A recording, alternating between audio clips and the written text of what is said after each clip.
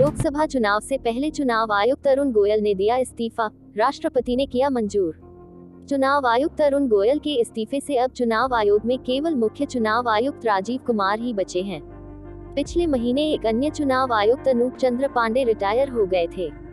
नई दिल्ली, लोकसभा चुनाव की अधिसूचना जारी होने में अब कुछ दिन ही बाकी रह गए हैं, लेकिन उससे पहले चुनाव आयुक्त अरुण गोयल ने अपने पद से इस्तीफा दे दिया है।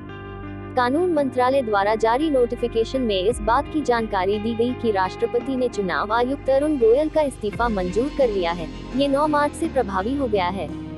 2027 तक था कार्यकाल। जानकारी के मुताबिक उनका कार्यकाल 2027 तक था। चुनाव आयोग में मुख्य चुनाव आयुक्त के अलावा 2 चुनाव आयुक्त होते हैं।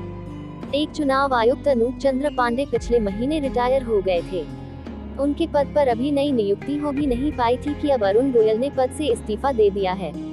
अरुण गोयल के इस्तीफे से केवल मुख्य चुनाव आयुक्त राजीव कुमार ही बचे हैं। चुनावी तैयारियों के लिए कई राज्यों के दौरे पर अरुण गोयल मुख्य निर्वाचन आयुक्त के साथ थे, लेकिन अब अचानक उन्होंने पद से इस्तीफा दे दिया है। उन्होंने इस्तीफे की फिलहाल कोई वजह नहीं बताई है। भारतीय प्रशासनिक सेवा से लिया था वीआरएस।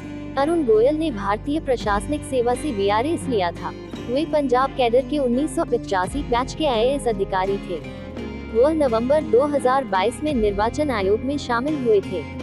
वीआरएस लेने से पहले वे केंद्रीय भारी उद्योग मंत्रालय में सचिव के पद पर तैनात थे। मुख्य चुनाव आयुक्त के तौर पर उनकी नियुक्ति को लेकर विवाद भी हुआ था। उनकी नियुक्ति को सुप्रीम कोर्ट में चुनौती दी गई थी।